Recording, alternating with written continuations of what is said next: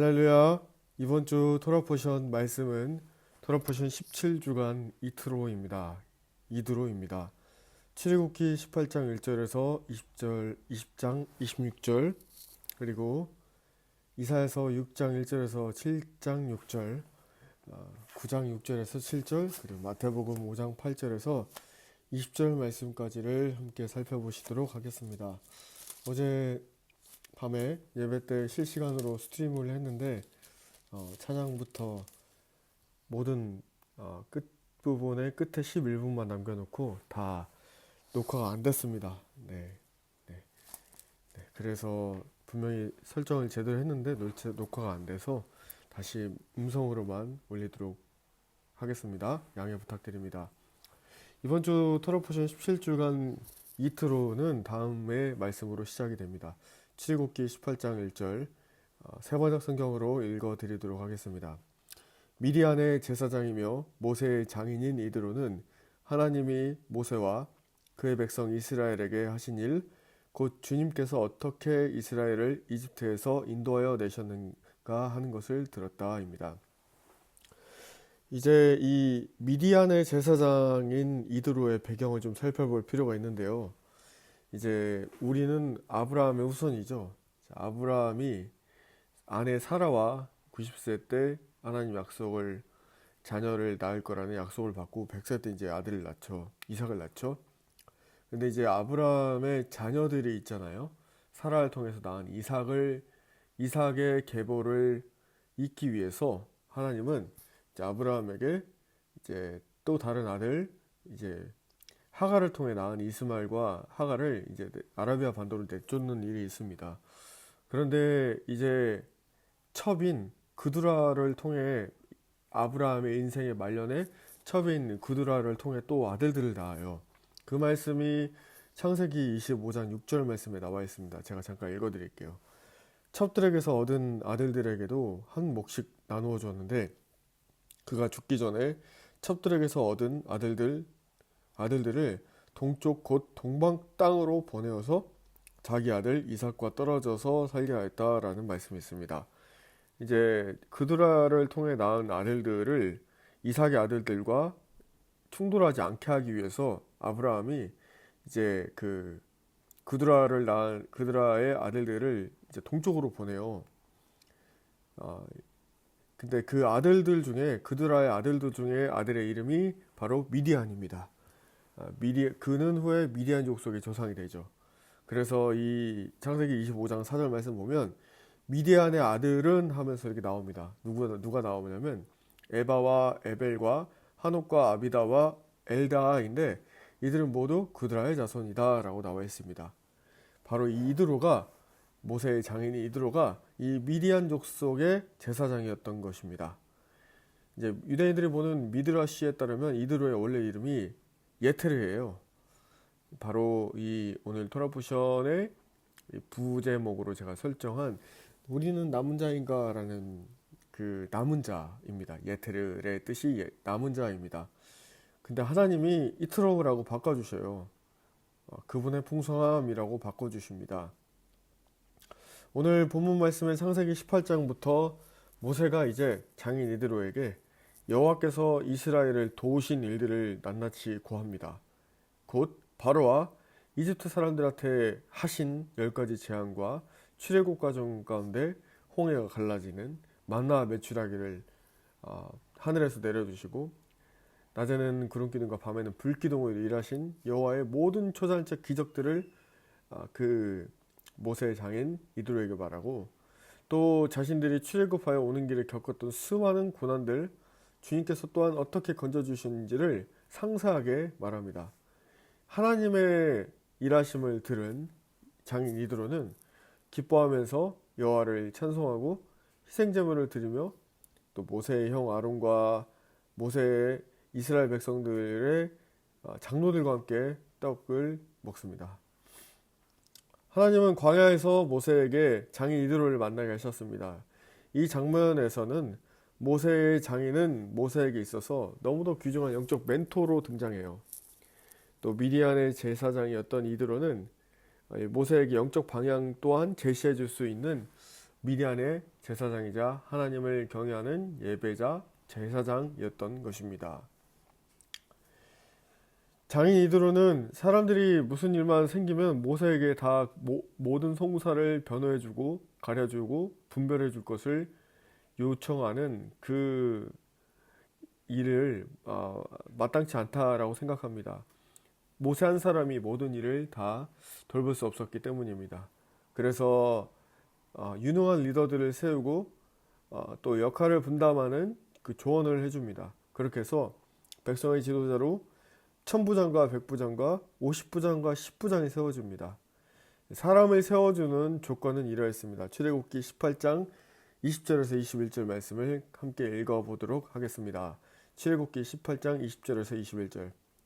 그리고 자네는 그들에게 규례와 율법을 가르쳐 주어서 그들이 마땅히 가야 할 길과 그들이 마땅히 하여야 할 일을 알려주게.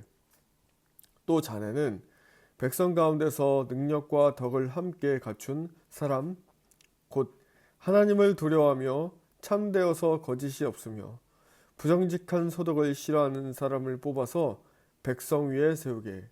그리고 그들을 천부장과 백부장과 50부장과 10부장으로 세워서 이렇게 모세에게 리더들을 세우는 조건에 대해서 말합니다. 어제 이제 제가 낮에 이제 말씀 기도를 하면서 교회 역할과 광주 그리고 유튜브로 계속 예배를 통해 말씀을 선포해야 되는 마음을 받았습니다. 광주가 마지막 때 관문입니다.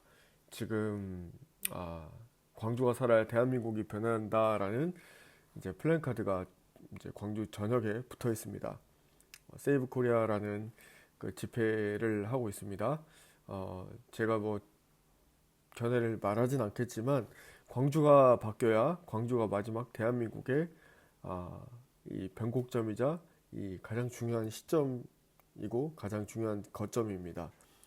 또한 이 지금은 미디어의 시대이기 때문에 미디어를 통해서 말씀을 선포해야 되는 때입니다. 그래서 하나님 미디어를 허락하셨습니다. 미디어가 광주 이곳 양림동에서 선포되는 말씀이 저 지구상 저 반대편에 동시에 실시간으로 스트리밍 될 수 있고 또 전달될 수 있는 힘을 가졌습니다. 또한 이 모세의 장인 이드로가 10부장, 1000부장, 이제 100부장, 10부장, 50부장, 10부장을 세웠던 것처럼 교회의 공동체 안에 역할이 다 다르다는 거예요. 우리가 압니다. 이 공동체는 주님이 세우십니다. 이 하그네야 공동체를 제가 세운 게 아니라 예수 그리스도께서 세우셨습니다.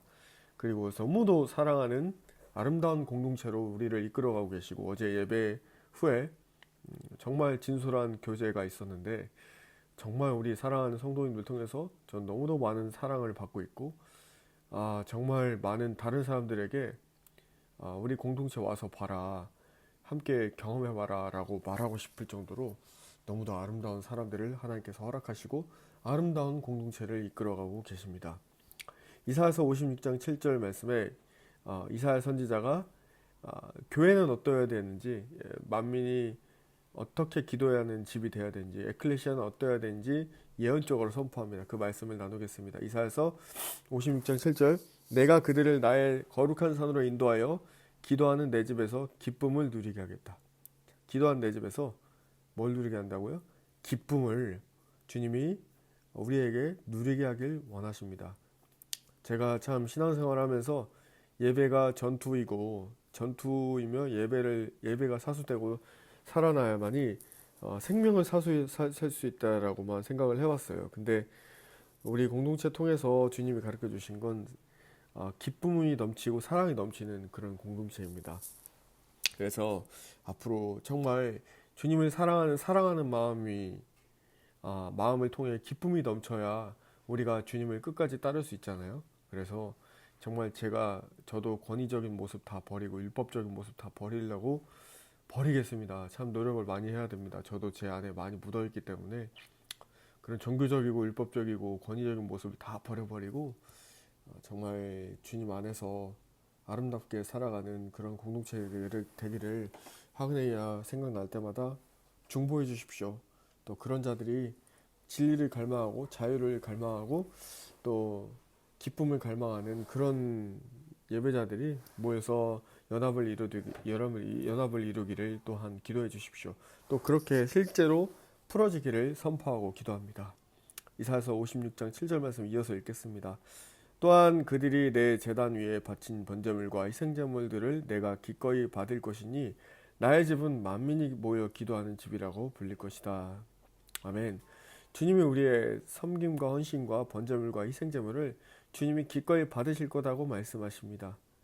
이런 기도하는 집으로 부름받은 교회는, 오늘날 교회는 문이 닫혀 있고 그렇지만 교회는 원래 24시간 365일 계속 기도하는 집이 되어야 합니다.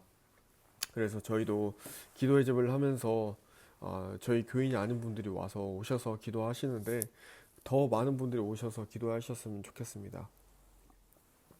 에베소서 4장 7절 말씀 보시면, 그러나 하나님께서는 우리 각 사람에게 그리스도께서 나누어 주시는 선물의 분량에 따라서 은혜를 주셨습니다 라고 나와 있습니다. 11절, 그분의 어떤 사람은 사도로, 어떤 사람은 예언자로, 어떤 사람은 복음 전도자로, 또 어떤 사람은 목사와 교사로 삼으셨습니다. 그것은 성도들을 준비시키셔서 봉사 일을 하게 하고 그리스도의 몸을 세우게 하려고 하는 것입니다. 15절, 우리는 사랑으로 진리를 말하고 살면서 모든 면에서 자라나서 머리가 되시는 그리스도에게까지 다다라야 합니다. 할렐루야. 16절, 온몸은 머리이신 그리스도께 속해 있으며 몸에 갖추어져 있는 각 마디를 통하여 연결되고 결합됩니다. 각 지체가 그 맡은 분량대로 활동함에 따라 몸이 자라나며 사랑 안에서 몸이 건설됩니다. 할렐루야. 이것이 에클레시아예요. 각 사람은 그리스도 예수께서 주신 선한 양심과 또 마음을 품고 주님 앞에 나아가도록 성경은 말하고 있습니다. 각 사람의 부르심을 알고 그 자리에 나아갈 때 교회는 더욱 성장됩니다. 봉사하는 사람은 봉사의 직무를, 구제하는 사람은 구제를, 또 가르치는 사람은 가르치는 일을, 기도하는 자는 기도를, 공급하는 자는 공급의 일을, 또 이끄는 자는 이끄는 일을, 또 낮은 자, 청소하는 자는 청소를 하고, 여러 영역에서 우리를 통해 예수 그리스도에까지 달아날 수 있도록 도우시는 성령님의 도우심을 힘입어 오직 성경에 기록된 하나님 아버지의 사랑의 믿음의 고백을 서로 함께하며 하나님께 영광을 돌리는 그런 에클레시아가 되기를 기도하고 또 그렇게 돼야 될 줄 믿습니다. 그렇게 될 때 주님의 은혜가 교회 가운데 가득하게 됩니다. 이 역할 분담이 되어야 하나님 나라의 통치가 하나님의 백성들에게, 또 이스라엘 백성들에게 일어날 수 있다는 사실을 모세의 장인 이드로는 알았어요. 제사장이었고 예배자였기 때문에 잘 알았다는 것입니다. 여러분, 교회는 목사하는 사람이 다 이끌어가는 그런 구조가 아닙니다. 우리는 각자의 역할을 잘 분담해서 나아가야 됩니다. 각자의 색이 나와야 하는 것이죠. 하나님은 질서의 하나님이시며 또한 우리가 각자의 색깔을 다 분출해낼 때 오직 성령님이 말씀하시는 흰색이나 또 황금색의 정금같이 나오는 아름다운 그런 빛이 이 교회를 통해 분출되고 어둠을 밝힐 사명과 역할과 부르심을 감당할 수 있을 줄 믿습니다. 아멘. 네. 하나님의 킹덤은 세대에서 세대로 흘러가게 되어 있어요. 광야 1세대는 고생을, 가진 노력을, 가진 수고와 헌신을 했던 세대입니다. 이제 바로왕이 비동과 람셋의 이제 곡식 저장고와 또 여러 성경에 나와 있는 것처럼 또 피라미드, 스핑크스 이런 것들을 막 짓잖아요. 우리가 알듯이 이집트 역사를 볼 때 그때 이제 이스라엘 백성들이 너무도 잔인하게 고난받고 죽습니다. 벽돌과 벽돌 사이 아이를 넣지 않는가 반면에 막 역청을 사람에다 바르고 그 사람을 산채로 그 바위 속에 넣고, 왜냐면 그 사단 마귀가 이제 그 애굽 사람들한테, 그러니까 성경 출애굽기 1장 말씀 2장 말씀 보면 이제 그 요셉, 바로왕이 너무 총리로 세웠던 요셉을 알지 못하는 세대가 일어나는 거예요. 요셉을 알지 못하는 세대가 일어나니까 그 바로왕이 바로 뭐 2세 3세가 되겠죠. 바로왕이 이제 이스라엘 백성들이 기하급수적으로 숫자가 늘어나는 것을 두려워했다고 나와 있습니다. 그 두려워함 때문에 사단 마귀가 집어넣은 두려움 때문에 이제 이 바로왕이 어떻게 하죠? 이 엄청 고생을 시켜요. 이 고생과 이 울부짖음이 하나님의 귀에 상달되는 것이죠. 그래서 하나님 모세를 지명하여 택하셔서 출애굽을 시키시는 거예요. 근데 이 1세대가 진리가 없었어요. 어떻게 보면. 왜냐면 세상에 속하는 이 애굽에 종살이를 하고 있었잖아요. 하나님은 진리의 땅, 가나안 땅으로 이 이스라엘 백성들을 인도하길 원하셨는데 이 이스라엘, 이게 우리가 진리가 없는 삶을 오늘날 우리의 이 북한을 예를 들거나 세상 사람들을 생각해 봅시다. 진리가 없어요. 네. 그런데 이스라엘 백성들이 이 출애굽하면서 불평불만했던 게 뭐냐면 아니 차라리 고기가 있었던 그 노예 생활이 낫다. 배는 부르지 않느냐. 근데 왜 우리를 나오게 해서 이 생 고생을 시키냐. 이런 불평불만을 지도자 모세 앞에서 한 것이죠. 근데 하나님 뭐라고 말씀하시죠? 지도자 모세에게 한 불평불만은 나에게 한 것이다. 하나님께 불평불만한 것이다. 라고 나와 있는 거예요. 그러니까 이 사단 마귀는 자유와 진리가 없어도 곁에 배부를 수 있는 고기가 있으면 된다고 불평하게 하는 거죠. 근데 하나님의 약속은 어떻죠? 이 1세대에 불평불만했던 이 고생은 죽으라고 다 했던 이제 부모 세대, 아비 세대의 노역이 끝나고 결국 약속의 세대, 갈렙과 여호수아처럼 저 적각꿀이 흐르는 땅을 우리가 취할 수 있다. 저 네피림, 저 거인들이 있지만 믿음으로 우리가 다 전멸시키고 하나님의 땅으로 우리가 탈환할 수 있다라고 말했던 12지파의 대표 중에 갈렙과 여호수아만 갈렙과 여호수아만 그 약속의 땅을 취할 수 있었잖아요. 그런데 그 나머지 10지파는 어땠죠? 회개할 기회조차 주어지지 않고 다 죽임을 당했어요. 왜?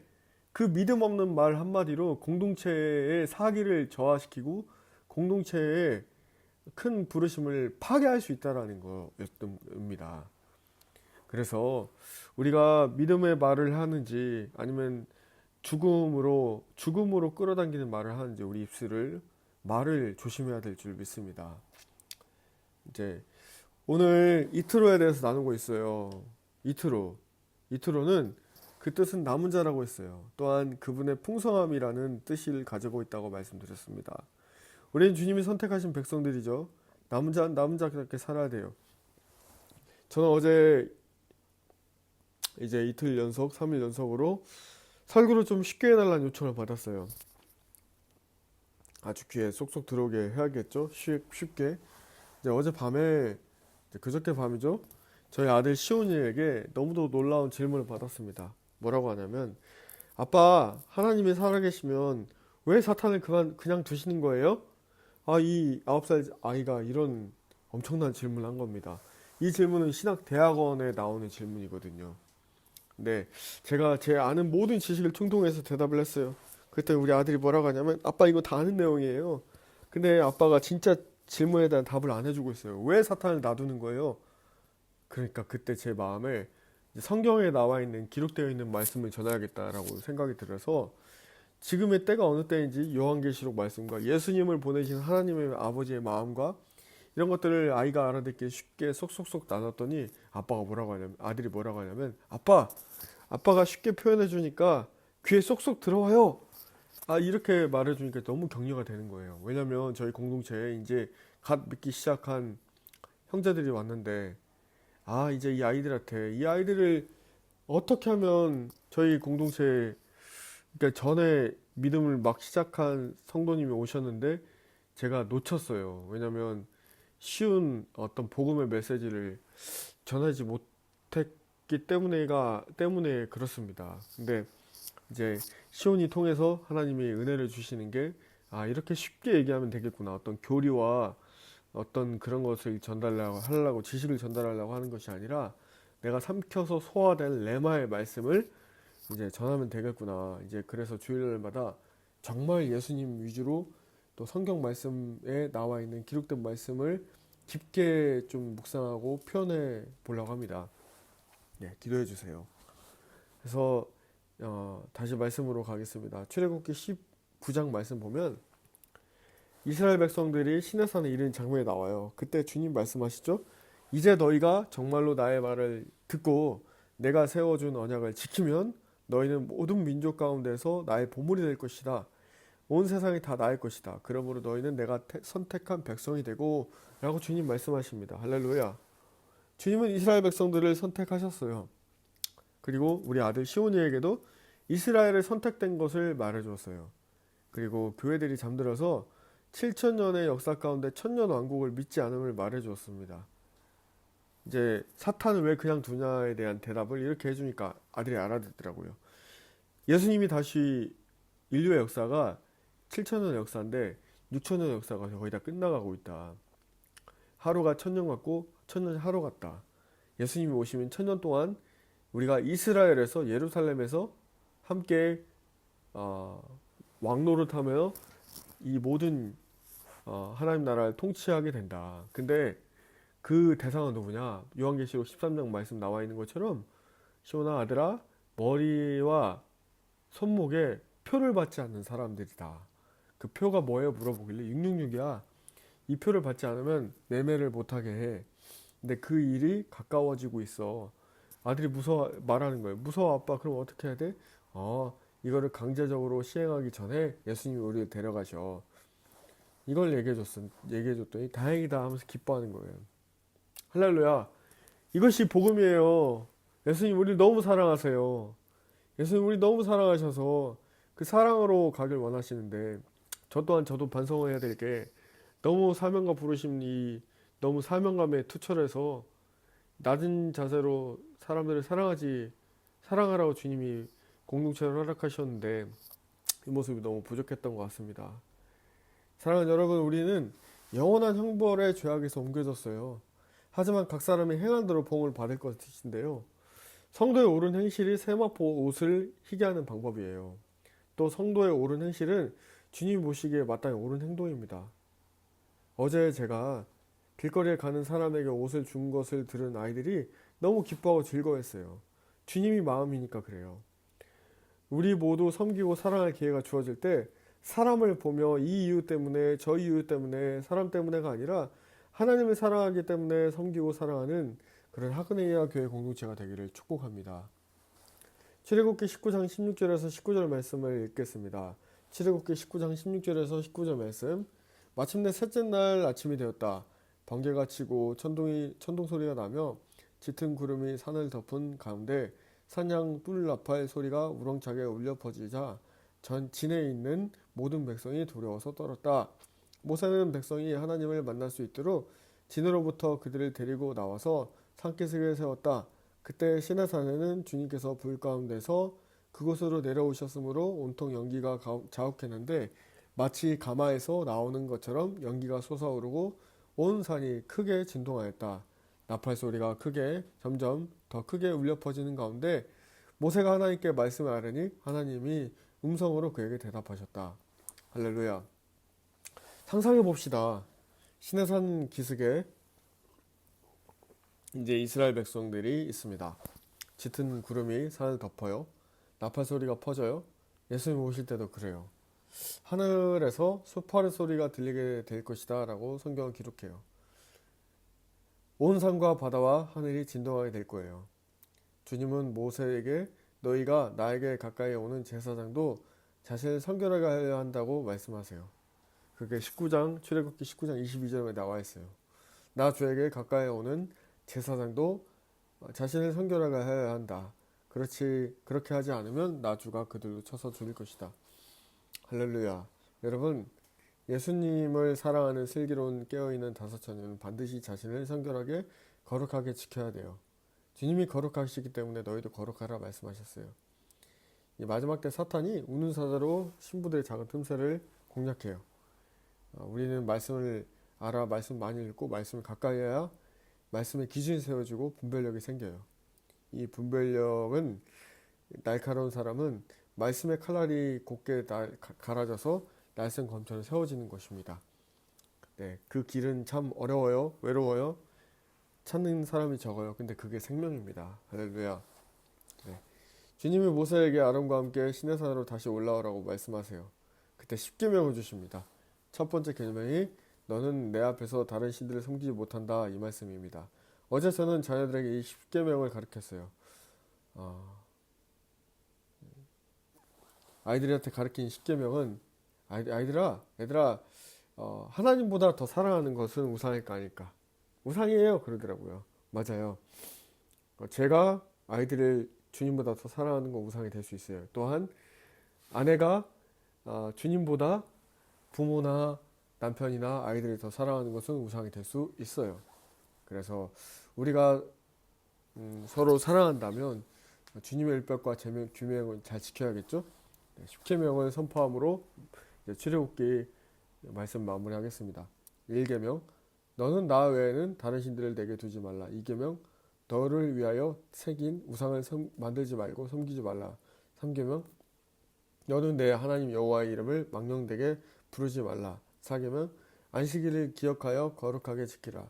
5계명 내 부모를 공경하라. 6계명 살인하지 말라. 7계명 간음하지 말라. 8계명 도둑질하지 말라. 9계명 내 이웃에 대하여 거짓 증거하지 말라. 10계명 내 이웃의 집을 탐내지 말라입니다.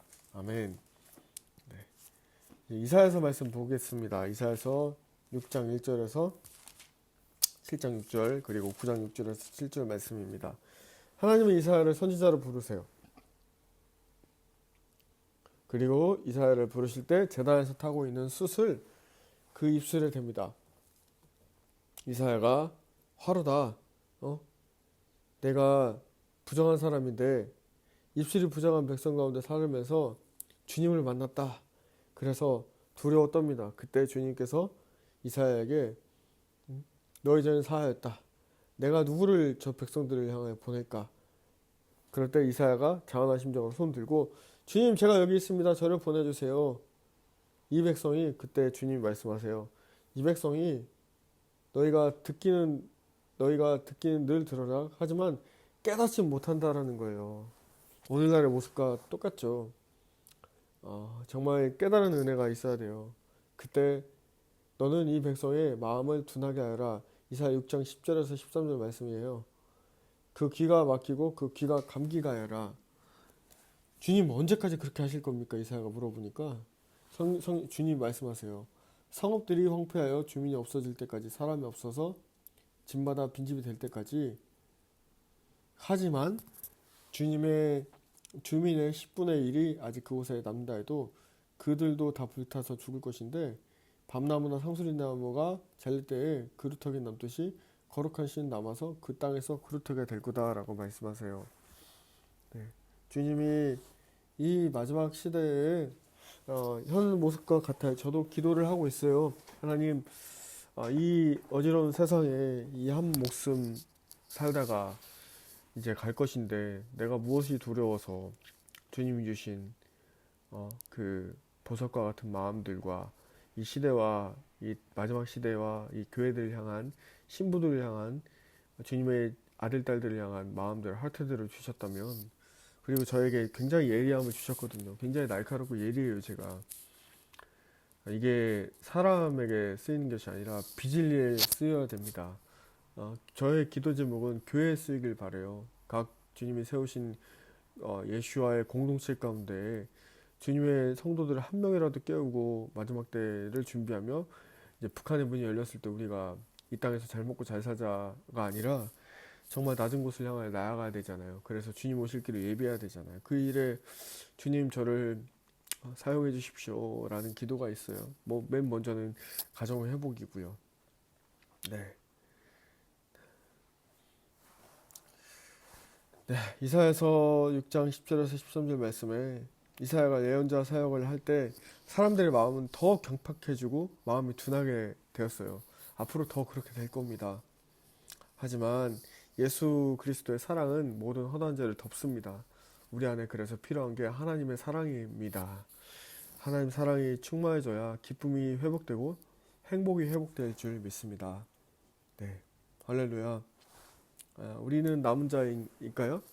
오늘 이드로의 이름의 뜻이 남은 자라는 뜻이라고 했는데 여러분 남은 자는 하나님의 섭리가 있습니다. 하나님이 책임지시고 이끄십니다. 네, 우리는 하나님 섭리를 믿어야 돼요. 네, 이사야 선지자가 했던 책무 중에 하나가 북왕국인 이스라엘이 시리아와 동맹하고 있을 때 남유다를 치려고 해도 하나님 개입해서 능히 이기지 못하도록 하신다고 전하는 일을 아하스 왕에게 전하여서 왕을 안심시키는 일을 했잖아요. 또 여러 가지 선지자로 외치는 일을 했잖아요. 이사야서 9장 6절 말씀에 유다의 은은 영원히 회복시키는 왕이신 예수아에 대한 약속을 또 받게 되잖아요. 우리는 예수아의 약속을 받은 하나님 백성입니다. 예수님 다시 오실 것에 대한, 또한 예수 그리스도를 믿으면 너와 내 집이 구원을 받으리라는 그 구원의 메시지가 우리에게 있는 것입니다. 그래서 십자가를 바라보는 자, 십자가의 도를 따르는 자, 그들에게 영원한 불못에서 우리의 죽음에서 사망에서 우리의 생명으로 건지신 주님 믿는 자들이잖아요. 할렐루야. 그렇게 해서 이사야서 말씀에 우리에게 소망의 예수 그리스도를 예표하십니다. 그게 이 말씀입니다. 이사야서 9장 6절 말씀. 한 아기가 우리를 위해 태어났다. 우리가 한 아들을 모셨다. 그는 우리의 통치자가 될 것이다.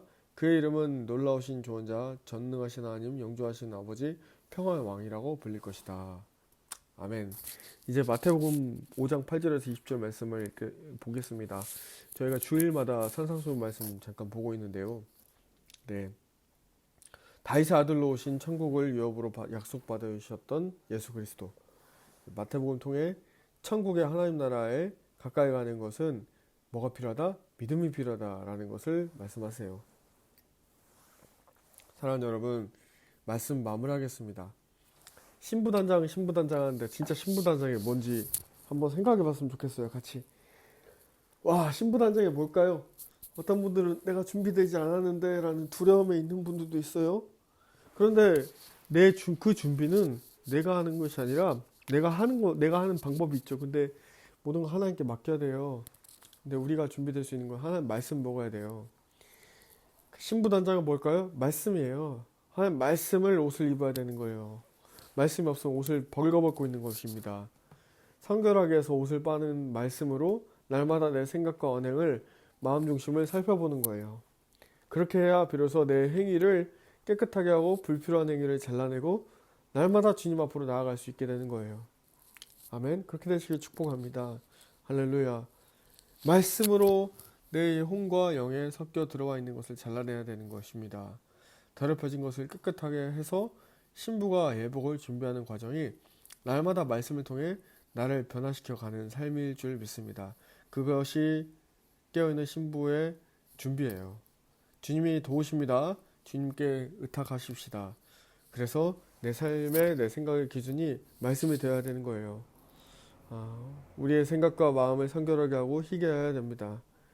그래서 하나님께서 셋째 날 시내산에서 십계명을 주신 것처럼 그 영광을 우리에게 주신다고 허락하고 계시기 때문입니다. 여러분, 청결하다라는 뜻은 헬라어로 카타로스예요.